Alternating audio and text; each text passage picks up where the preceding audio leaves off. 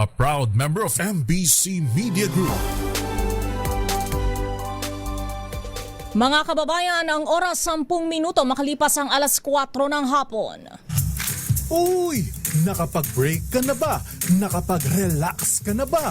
Saan ka man nagtatrabaho, mapa-opisina man o work from home o mula mismo sa pwesto, sasabayan namin ang break time mo. Sasabayan namin ng mga balita at komentaryo, mga panayam ng mga taong viral ngayon. DZRH Break Time!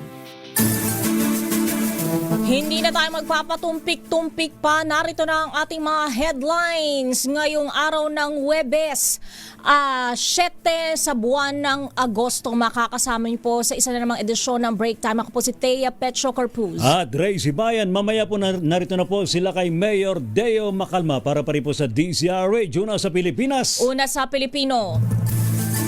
Low pressure area sa labas ng Philippine Area of Responsibility, malaki ang tsansang maging bagyo. LPA nagpapaulan sa Northern Luzon. Maraming lugar sa Cagayan na lubog sa bahasan hinaman ng pagulan ng low pressure area LPA. Ekonomiya ng Pilipinas lumago sa 5.5% sa ikalawang quarter ng 2025 ayon yan sa PSA. 2 bank suspension sa rice importation, welcome sa mga leader ng Kamara. Matapos ma-archive ang impeachment complaint, motion for reconsideration sa Supreme Court sasagutin ng kampo ng Vice Presidente. Patudsada naman ni Senadora Amy Marcos na spoiled na bonjing umano ang utak sa impeachment, dedma lang sa mga leader Kamara. Senado, tinawag na Duterte Senate ng ilang kongresista. Sumalag naman ang Senado sa desisyong i-archive ang impeachment complaint kontra sa pangalawang Pangulo. Pilipinas, bibili daw po ng karagdagang BrahMos supersonic missile sa India ay mismo kay Pangulong BBM. Tradisyonal na reception ceremony sa lahat ng unit ng hukbong katihan, sinuspinde ni Army Chief Lieutenant General Antonio Navarrete. Mini dump truck nahulog sa bangin sa may Sultan Kudarat, 10 sakay ang patay, 13 ang sugatan. Paaralan sa Nueva Ecija, sinakmal ng sindak. Naku po. Estudyante, binaril ng kapwa estudyante, kapwa kritikal. What's happening to our country? Anong nangyari dyan? 23 korporasyon, higit sa 50 opisyal ng mga kumpanya at 17 CPA kinasuhan ng BIR dahil daw sa paggamit ng ghost receipts. RH Break Time! Yan ang ating mga headlines at narito na ang detalye ng ating mga balita. Mataas na ang tsansa na mag-develop bilang isang tropical depression ang low pressure area na binabantayan sa labas ng Philippine Area of Responsibility. Ayon sa Pag-asa, huli itong namataan sa layong 2,760 kilometro mula sa silangan ng Northern Luzon kung saan wala pa itong direktong epekto sa bansa. Samantala may katamtamang tsansa namang maging bagyo ang isa pang LPA sa loob ng Philippine Area of Responsibility. Huli itong namataan sa layong 75 kilometro mula sa silangan ng Kasiguran, Aurora. Sabi ng Pag-asa, inaasahang tatawid ito sa kalupaan ng Luzon ngayong gabi o bukas ng umaga. Magpapalan ito sa Metro Manila, Ilocos Region, Central Luzon, Calabarzon, Bicol Region, Occidental Mindoro, Oriental Mindoro, Marinduque, Romblon at Northern Samar. Nalubog naman sa baha maraming bayan sa Cagayan dahil po sa patuloy na pagulan dulot ng low pressure area LPA. Kabilang po sa mga naapektuhan ang Bagao, Ballesteros, Gataran at Gonzaga, Cagayan, kung saan sinuspinde ang klase ngayong araw mula kindergarten hanggang grade 12 sa lahat ng pampubliko at pribadong paaralan doon. Nagkansela na rin ang klase sa lahat ng handa sa mga bayan po ng Amlong, Santo Niño, Alcala, Apari, Camalanyo, Ganlalo, Pamplona, Alakapan, Rizal at Abulog. Pinasok din ng ilang eskwelahan tulad po ng Mocag Elementary School sa may Bagao, Cagayan.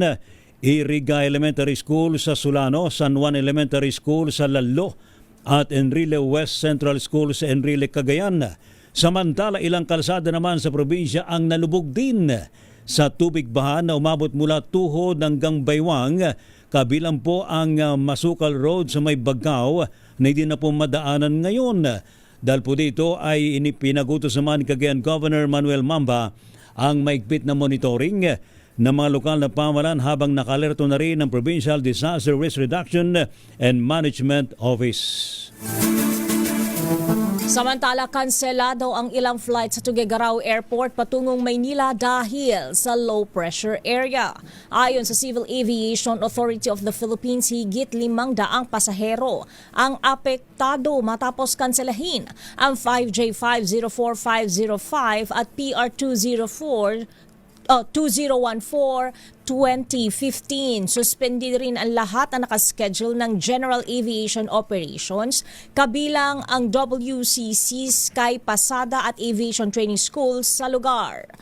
Pinagana na rin ang Malasakit Help Desk sa Tuguegarao Airport para alalayan ang mga apektadong pasahero. Tiniyak naman ng CAAP na mahigpit na binabantayan ang kalagayan ng panahon upang matiyak ang seguridad ng mga pasahero.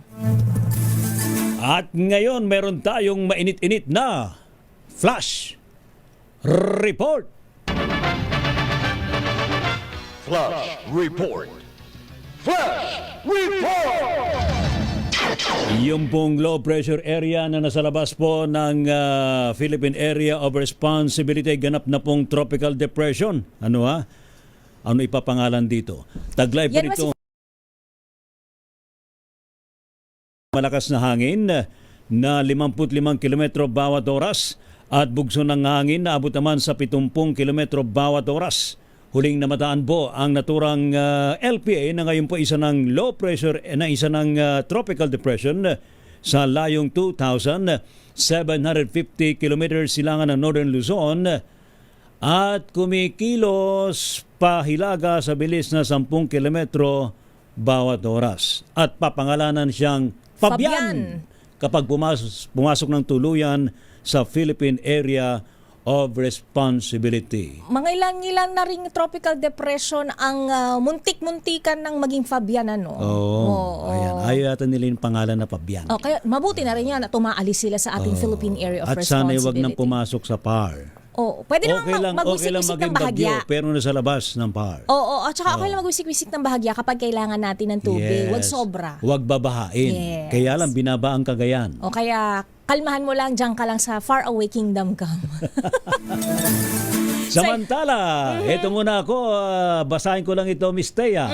Nakapagdala ng isang patay, 2 sugatan at isang nawawala sa Baguio City dahil naman sa bagat at mga nagdaang bagyong Krising, Dante at Emong.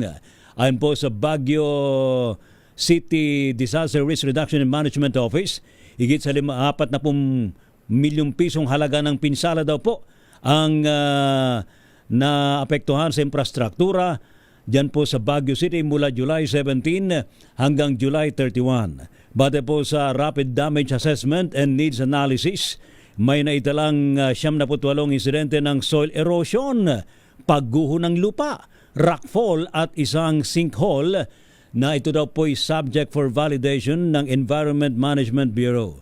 Nasa higit 30 pamilya naman ang natili sa kanilang barangay evacuation centers, habang higit sa 100 pamilya naman ang pansamantalang nakikitira sa kanilang mga kamag-anak. Sa iba pa ang balita, lumago sa 5.5% ang ekonomiya ng Pilipinas sa ikalawang bahagi o quarter ng taon. Ayon sa Philippine Statistics Authority, bahagyang bumilis ang paglago ng gross domestic product mula 5.4% noong unang quarter. Kabilang sa pangunahing nakaambag sa paglago ng ekonomiya ang wholesale and retail trade, repair of motor vehicles and motorcycles, public administration and defense, compulsory social security at financial and insurance activities. Gayon din ang major economic sectors tulad ng agriculture, forestry, and fishing industry. Samantala, welcome naman sa Kamara ang naging kautusan ni Pangulong Ferdinand Marcos Jr. na suspindihin muna ang pag-aangkat ng bigas sa loob ng 2 buwan o katumbas na 60 araw mula September 1. Ayon po kay House Speaker Martin Romualdez, ito'y pagkakataon para ma-realign o maisaayos sa mga prioridad sa issue naman ng food security sa Pilipinas. Anyang desisyon ng Pangulo ay sagot sa reklamo ng mga magsasaka at agriculture stakeholders na nanawagan ng tulong laban sa murang imported na bigas na nakakaapekto sa presyo ng lokal na palay. Umapila naman si Speaker Romualdez sa mga ahensya ng pamahalaan na gamitin daw po ang 60-day suspension para ito'y habulin at panagutin ang mga sangkot sa hoarding, price manipulation at iba pang pang-aabuso. Samantala, nagmistulang Duterte Senate ang Senado para kay Deputy Minority Leader Percy Sendanya kasunod ng pag-archive sa Articles of Impeachment laban kay Vice President Sara Duterte. Ayon kay Sendanya, nagsilbing taga-konsinti at taga-kubli ang Senado sa mga krimen ng Vice Presidente kabilang ang hindi maipaliwanag na confidential funds at pang-aabuso sa kapangyarihan. Narito ang bahagi ng pahayag ni Sendanya. Today, the Senate decided to become a Duterte Senate. Sa pagtalikod ng Senado sa kanyang tungkulin, nagsilbi itong taga-konsinti at taga-kubli ng mga krimen ng Vice Presidente. Ang pandarambo ng 612 million pesos ng confidential funds at ang lantarang pang-aabuso sa kapangyarihan. Their disgraceful decision is a betrayal of the Constitution and a betrayal of the will of the people. This may have delayed our hopes for accountability and justice, but it has not ended it. Sa dulo, hindi pa nakakatakas si Vice President Sara Duterte sa kanyang mga pananagutan. Patuloy na magbabantay at maniningil ang taong bayan. Tuloy ang laban. Para kay Manila Representative Joel Chua, miyembro ng House Prosecution Team ay tuturing na pagkakait sa due process ang hato ng 19 na senador para sa taong bayan na humihiling ng pananagutan. Sa panig naman ni Akbayan Party List Representative Chel Jokno, iginit nito na dapat naghintay muna ang Senado sa magiging desisyon ng Korte Suprema sa motion for reconsideration na inihain ng Kamara. Dagdag ni Jokno mismong sa senador nang galing na kahit anuman ang itawag kung dismiss man o archive ay parehong kill the articles of impeachment ang ibig sabihin nito. Mamaya, may sagot naman ng mga senador, Miss Thea, ha? Tungkol dun sa sinasabing, ano ba yun, yung akusasyon ni Sendanya? Duterte Senate. Duterte Senate. Talaga naman, no. Ang sabi ng mga senador, sila raw ay nagkakaisa. Maraming mga senador na nagkakaisa para desisyonan at i-archive muna itong impeachment complaint laban kay VP Sara Duterte. Abangan din, Miss Thea, sila kay Mayor Deo Macalma. Yan. Iba pa ang mga paalala ang ibibigay namin sa inyo. Diyan lamang po kayo, Pilipinas. Ang oras, 23 minutos makalipas ang 4:00 ng hapon. Ang time check na ito.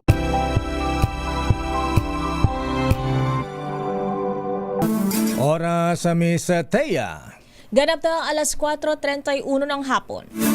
Maraming salamat lang kay Ray at sa detalye pa rin ang ating mga balita. Pero bago ang ating mga balita, nasa ating linya si Ginoong Bener Alvaran ng Mandaluyong City. Abay siya pala ay nadikitan ng isir ang kanyang sasakyan. Isang BMW e-bike. Ayan. Kuya Bener, magandang hapon po. Hello, magandang hapon po. Ayan. Very energetic. Kumusta ang BMW e-bike mo, kuya? Okay pa naman po. Ayan, Okay pa. Full charge. Ayan, fully charged yan, kuya, ha? Ayan, aba. Okay, kuya. Ayan, diretsahan na tayo, ha? Ang tanong ko po, kuya, ay may nag-celebrate ng 86th anniversary noong July 16. Anong himpilan ng radyo ang nag-celebrate ng 86th anniversary, Kuya Bener? GCRS po. Ang galing-galing mo talaga, Kuya. Sigla-sigla ni Kuya Bener. Ayan, sige, Kuya, pwede ka nang bumili ng isa pang e-bike. Ayan. Hello, maraming salamat po. Ayan, sige, Kuya, may pambili ka na ng krudo. Ayan. Kuya Bener, maraming salamat. Congratulations sa magandang hapon. Maraming salamat po. Magandang hapon po rin po. Samantala sa ating mga balita, nagkaisa ang 19 na senador na ibasura i-archive ang impeachment case laban kay Vice President Sara Duterte Carpio bilang pagrespeto sa desisyon ng Supreme Court na idineklarang unconstitutional ang articles of impeachment laban sa Vice Presidente. Ayon kay Senator Juan Miguel Zubiri, sa pagsisimula pa lamang ng impeachment dapat itong pakinggan para malaman ng reklamo at bigyan ng pagkakataon na sumagot ang isinasakdal. Ngunit ngayon na may desisyon na ang Supreme Court, dapat na manaig ang constitutional order.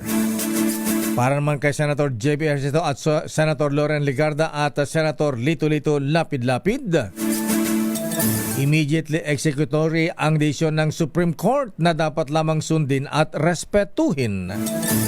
Sa panig naman ng magkapatid na Erwin at Rafi Tulfo, malino na walang jurisdiction ang Senado bilang impeachment court dahil ito ay unconstitutional. Pero panalangin naman ni Senator Tito Soto III, sana ay maging tama ang desisyon ng karamihan ng kanilang mga kasamahang senador. At pinuri naman ng Partido Demokratiko Pilipino o PDP ang naging desisyon ng Supreme Court na archive ang impeachment laban kay Vice Presidente Duterte. Ayon kay Attorney Ferdinand Tupacio, spokesperson ng PDP, sa impeachment matters, binigyan din ito na tama at maingat ang naging hakbang ng Senado kasunod ng desisyon ng Korte Suprema na agad na ipatupad ang pagbasura sa reklamo. Sinabi pa niya na lumitaw sa debate ng na may mga senador na kulang daw sa kaalaman sa batas at sa prinsipyo ng tripartite system at judicial review. Samantala, tinawag na spoiled na bonjing ni Senator Amy Marcos ang nasa likod ng impeachment complaint laban kay Vice President Sara Duterte. Ang pahayag ng senadora ay kasabay ng kanyang pagboto ng oo sa mosyon na i-archive ang reklamo. Sa kanyang talumpati, sinabi ni Marcos na ginamit umano bilang sandata ang impeachment laban sa halal na opisyal imbes na gamiting mekanismo ng hustisya. Anya, ang reklamo ay gawa lamang ng mga lulong sa kapangyarihan na ginagamit ang impeachment para sa pansariling interes. Narito ang bahagi ng pahayag ni Senator Amy Marcos. Huwag konsintihin ang isang spoiled na bonjing. Huwag nang busugin ng pabor. Huwag nang pumayag dahil may pabuya. Huwag tayo magpalaki ng buwaya, baby. Ang tawag, lulong na. Sa mga mahal kong kongresista, may suggestion po ako. Kesa inaatupag ninyong palitan ang pinili ng taong bayan, binoto at minahal. Bakit di nyo nalang palitan ang tao, kayo naman lang ang pumili? Ayaw paawat ng iba sa kaka-flex. Ano kaya kung yung speaker nyo na lang ang paltan nyo? Hinimok naman ni Amy ang mga kapamamabatas na igalang ang Korte Suprema sa nauna nang nagpasyang on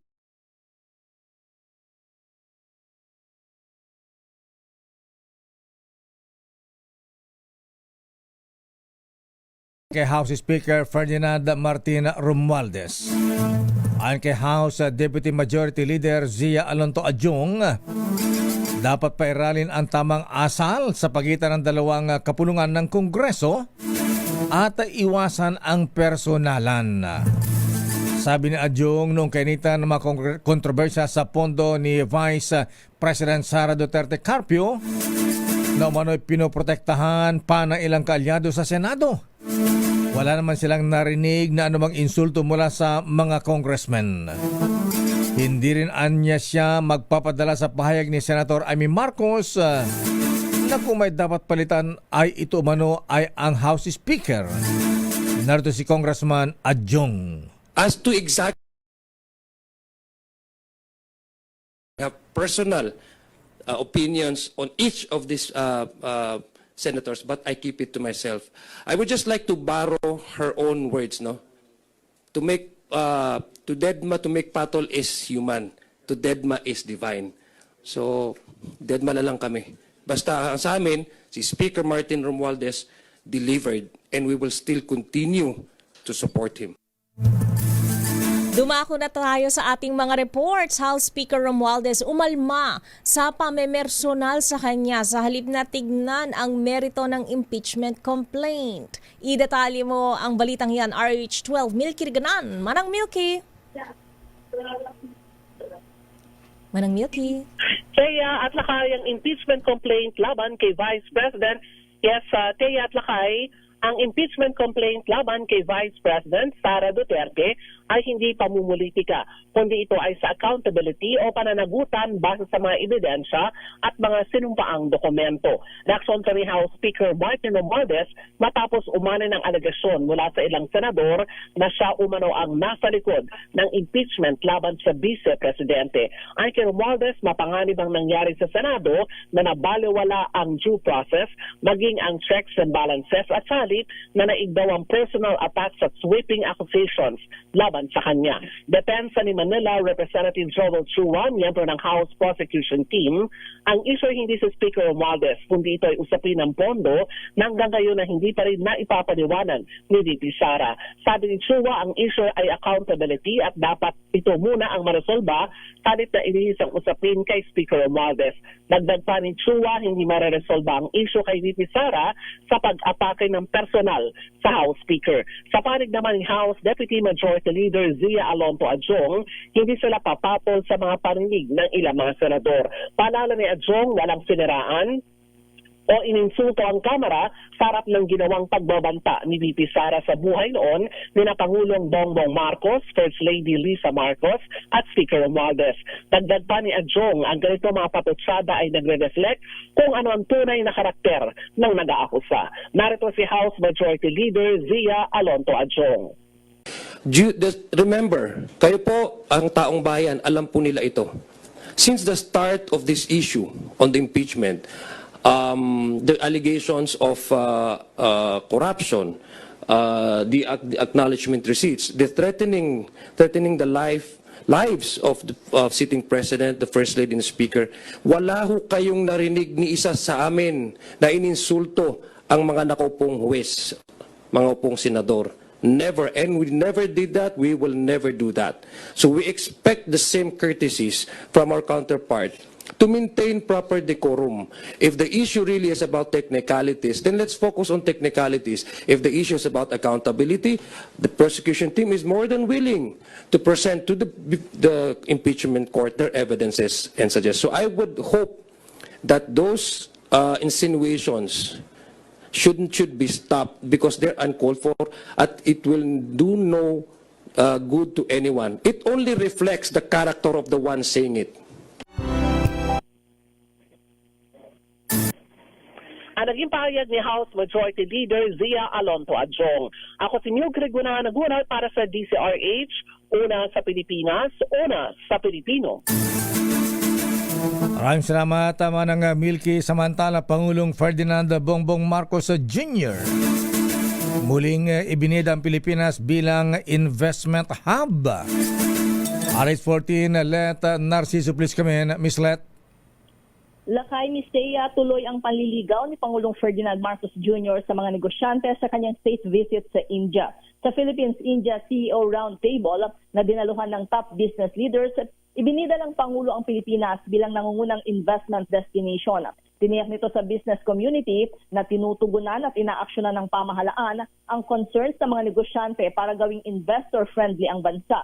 Kabilang dito ang pagtanggal ng red tape, pagpapababa ng halaga ng pagnenegosyo at mas mabilis na proseso. Inamyandahan na rin anyang ilang batas para gawing mas bukas ang ekonomiya sa foreign investments.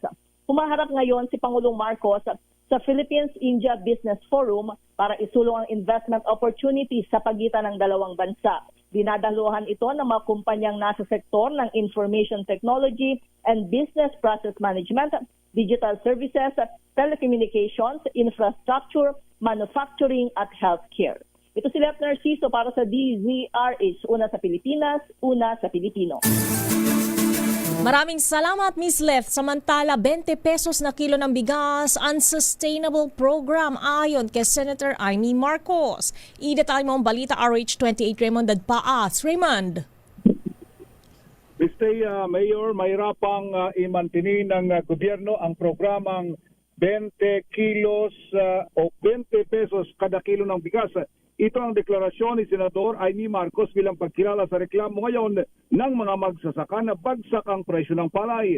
Ayon kay Marcos, malaking halaga ng subsidy ang dapat ibigay ng gobyerno para sa ating mga magsasaka para tumagal ang programa. Kailangan dagdagan ng pondo para sa pambili ng mga binhi na ibinibigay sa mga magsasaka. Ganon din ang abono, pambili ng krudo, gasolina at stipend sa mga magsasaka.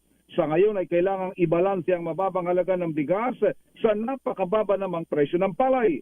Batay sa datos ay kailangan ng 16 hanggang 17 pesos para sa production ng palay kumpara sa bilihan ngayon na 8 pesos kada kilo. Mungkahi ni Marcos ay dapat pag-aralan ng gusto ang supply value chain ng palay hanggang mabenta bilang bigas. Magandang gayahin ang US Farm Law na may suggested farm gate price sa palay at suggested retail price sa bigas. Una nito ipinagutos ni Pangulong Marcos ang 60 araw na suspension ng importasyon ng bigas simula sa buwan ng Setyembre. Narito si Senador Amy Marcos. So, yung 20 pesos, napakabigat nun. The only way that it's attainable is, as we know, that it's subsidized, whether at source, meaning ibigay yung abono, ibigay yung gasolina, katakot-takot na stipend para sa ating mga farmers, or sa bandang huli, pagbili, isa-subsidize for the consumer.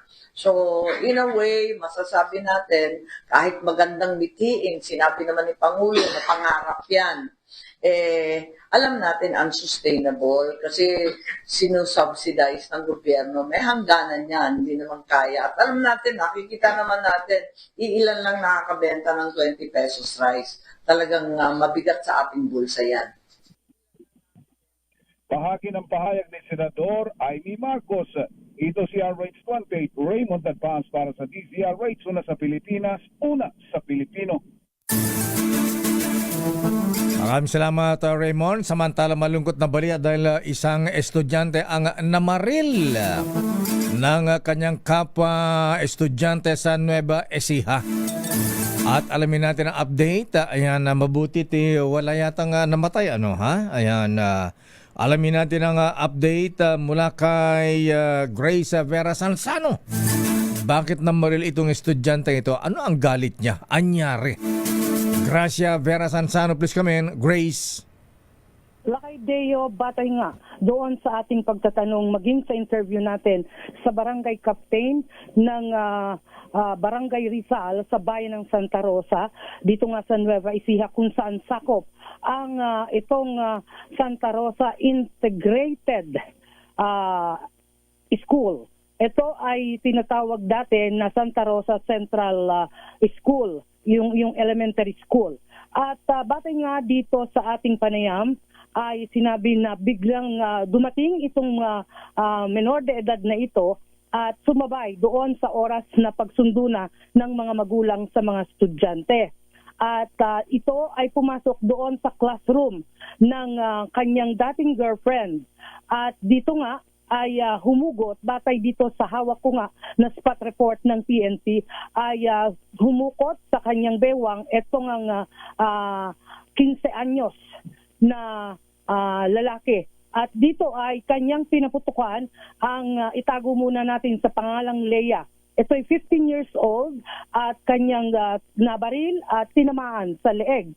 Habang pagkatapos nga ng kanyang isang putok, ay ang sarili naman niya ang kanyang pinaputukan.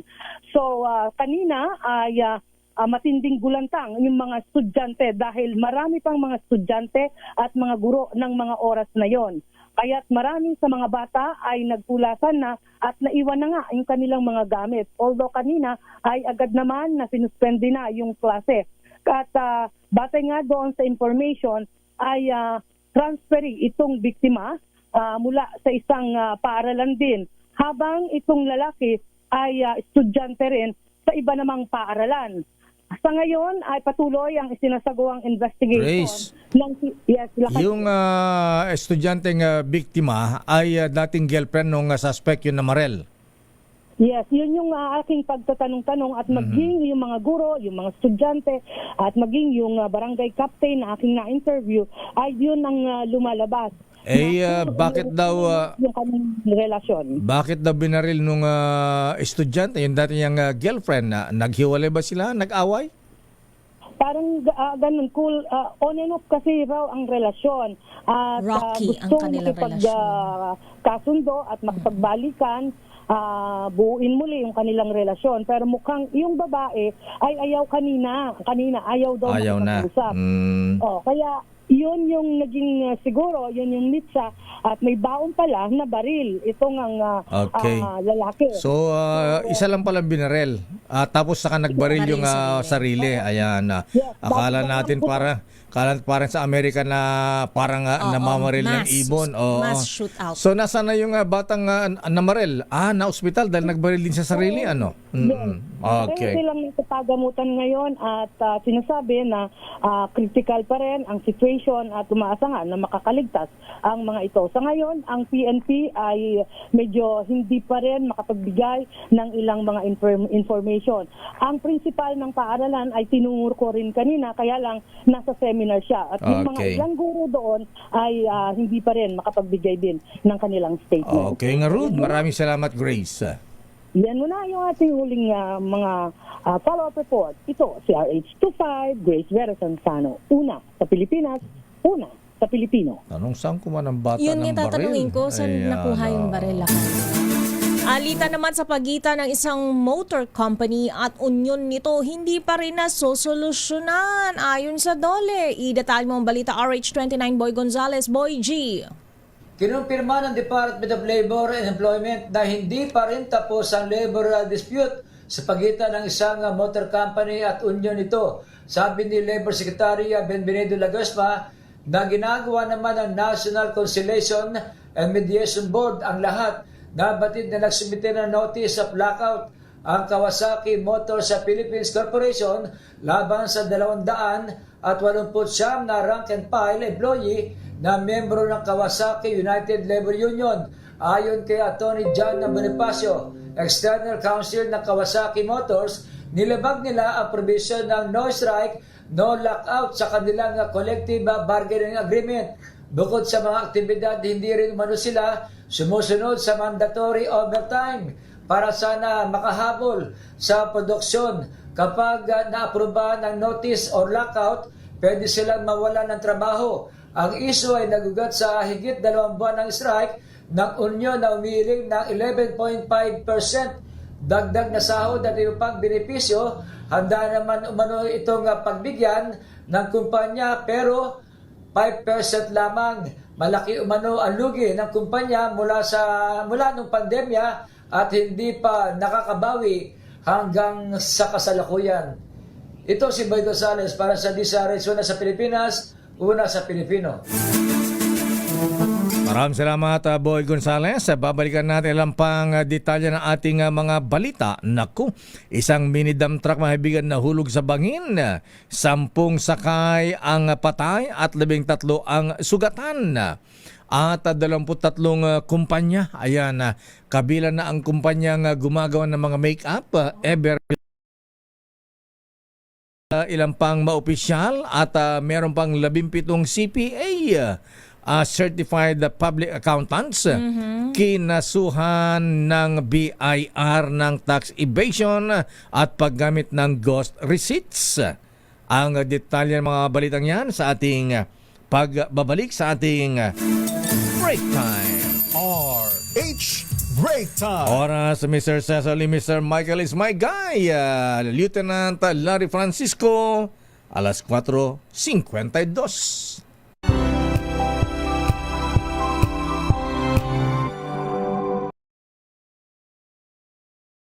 Sports, bati-mati na happy birthday. Naku, ang lungkot naman ito, Miss Teya, ha? Bakit lakay? Dahil birthday pala kahapon ni Kuya Romulo Mariano, ha? Pero ang malungkot ay sa araw mismo ng kanyang birthday ay sinundo siya ni Lord. Oo. Kakalungkot po. Ano po? So, pinapabot natin ating pakiramay ni ni Kuya Romulo Mariano at panawagan na rin sa kanyang mga kaibigan at mga kamag-anak. Panawagan mula sa kanyang kapatid si Mrs. Baby Lee at Michael Lee ng Toyota Alabang. Our condolences sa pamilya Mariano. Happy birthday naman kay Kong Angelo Palmones. Ayan. Na hanggang ngayon ay ramdam pa namin ang kanyang blowout. Ayan. Pane ang dating ng lechon dito.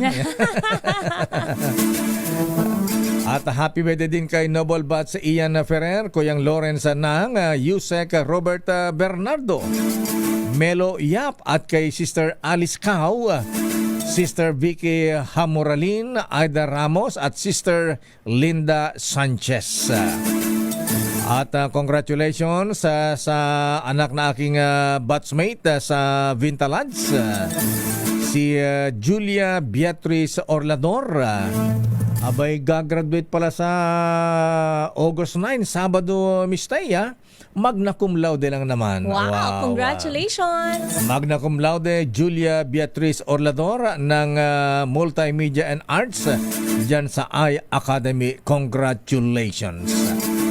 At good luck sa ating mga brethren sa District Convention ngayon ng Masonic District ng NCRF. Ayan.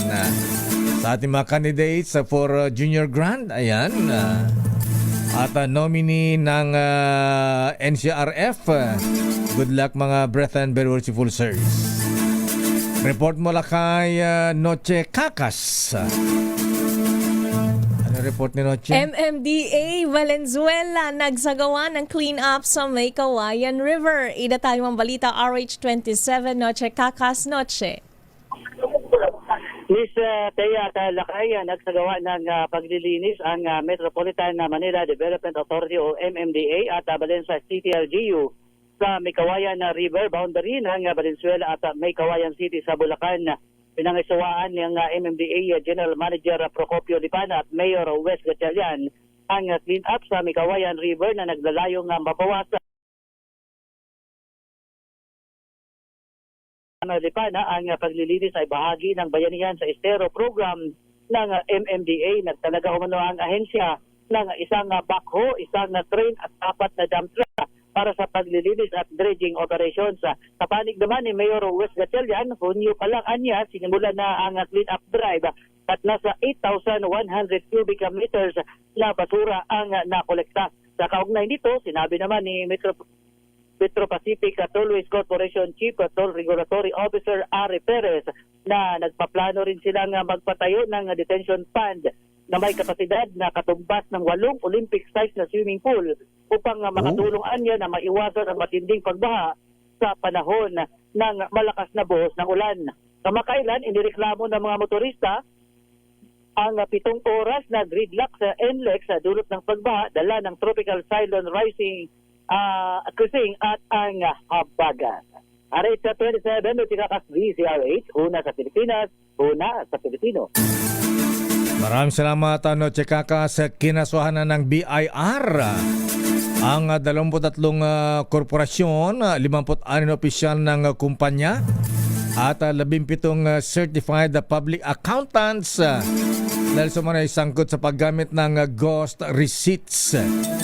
Ayon kay BIR Commissioner Romeo Lumagi Jr., tinatay abot sa 1.41 bilyon ang buwis na hindi na ipasok sa pamahalaan dahil sa paggamit ng mga pekeng resibo mula sa mga naturang kumpanya.